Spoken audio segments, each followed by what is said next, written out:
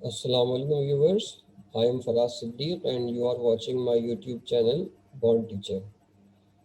आज इंशाल्लाह हम स्टोइकियोमेट्री के बारे में पढ़ेंगे और stoichiometry first year federal chemistry का चैप्टर नंबर 1 है और इसका फर्स्ट टॉपिक का नाम भी स्टोइकियोमेट्री ही है। तो स्टोइकियोमेट्री ऐसा नहीं है कि आप लोग फर्स्ट टाइम करेंगे, आप लोग इसकी ये स्टोइकियोमेट्री के काम आप लोग पहले 9th के अंदर भी कर चुके हैं। ठीक है, तो ये देखिए, stoichiometry is a branch of chemistry that deals with the quantitative relationship between the reactants and the products. ये हमारे पास stoichiometry की डेफिनेशन है और ये क्या कहती है? ये कहती है कि stoichiometry एक केमिस्ट्री की ब्रांच है जिसमें हम ये देखते हैं कि रिएक्टेंट्स और प्रोडक्ट्स के दरमियान क्या क्वांटिटेटिव रिलेशनशिप है। देखिए, इस आसान अल्फाज में हम ये कह सकते हैं कि स्टोइकियोमेट्री जो है वो केमिस्ट्री की अकाउंटिंग है। जैसे दुनिया में इंसान बहुत सारी चीज़ों का हिसाब किताब रख के चलता है और यही अक्लमंदी का तकाजा भी है। हर अहम काम के अंदर इंसान कुछ ना कुछ कैलकुलेशन ज़रूर करता है कि मैं मिसाल के तौर पर कोई काम कर रहा हूँ, उसमें मेरी कितनी इन्वेस्टमेंट है और मैं करूँगा तो मुझे कितना प्रॉफिट मिलेगा। ठीक है, और अगर मुसलमान है तो मुसलमान क्या गौर करेगा कि मेरी नेकियां कितनी जा रही हैं और मेरे गुनाह कितने। अगर नेकियां कम हैं तो इंसान हिसाब किताब सोचता है कि भाई मुझे इसमें इजाफा करना, और अगर गुनाह ज़्यादा है तो फिर ये कहता है कि सोचते हैं कि भाई इसको कम करना चाहिए।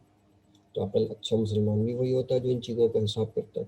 तो रिवायत में भी देखें यही आता है कि हिसाब करो, अपना मुहासबा करो इससे पहले कि तुमसे हिसाब लिया जाए।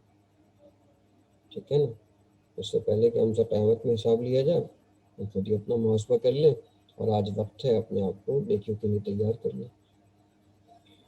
चलिए, बहरहाल देखिए, ये तो हमने देखा। अब आते हैं केमिस्ट्री की तरफ। देखिए, स्टोइकियोमेट्री एक ग्रीक वर्ड है बेसिकली, और इस ये किससे मिलकर बना है? स्टोइकियोन मीन्स एलिमेंट और मीट्री मीन्स मेजरमेंट।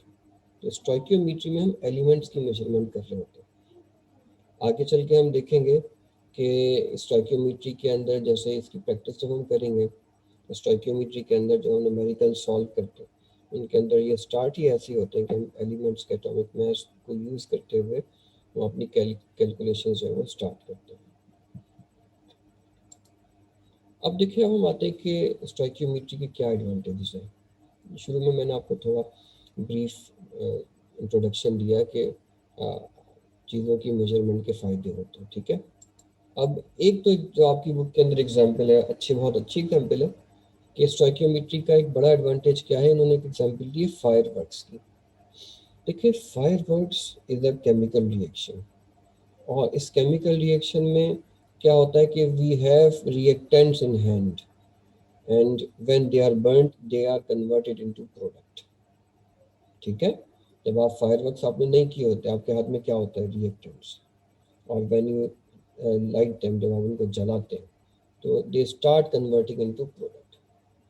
अब जो इनका मैन्युफैक्चरर होता है वो बेसिकली इस बात को कैलकुलेट करके रखता है कि मैंने कितने रिएक्टेंट्स जो है एक पैक के अंदर रखने हैं।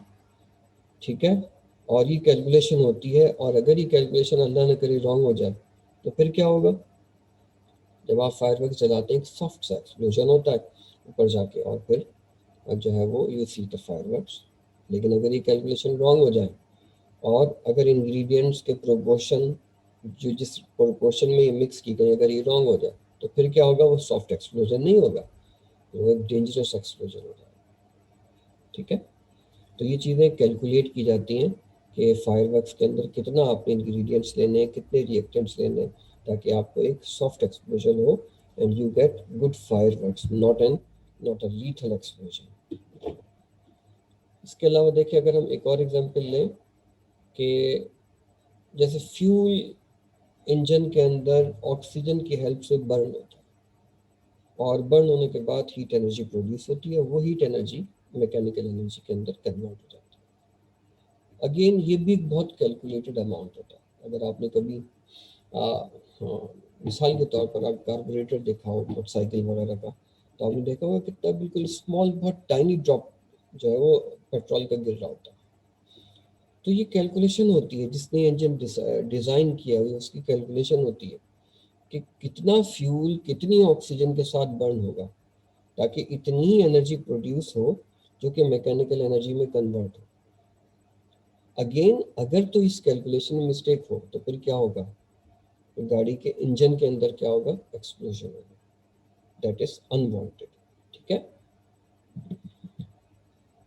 तो इन शॉर्ट अगर हम ये अपनी बात को समराइज करें तो क्या होता है स्टोइकियोमेट्री में, हमें ये किसी भी केमिस्ट को ये देखना होता है कि मुझे कितना प्रोडक्ट चाहिए और उस प्रोडक्ट के लिए मुझे कितने रिएक्टेंट्स लेने पड़ेंगे। अगर आपको कम प्रोडक्ट्स चाहिए तो रिएक्टेंट्स भी कम लेने पड़ेंगे, लेकिन अगर आपको ज़्यादा प्रोडक्ट्स चाहिए तो डेफिनेटली आपको रिएक्टेंट्स भी ज़्यादा लेने पड़ेंगे। ठीक है। और ये सारी कैलकुलेशन किसके हिस्सा होती है, स्टोइकियोमेट्री।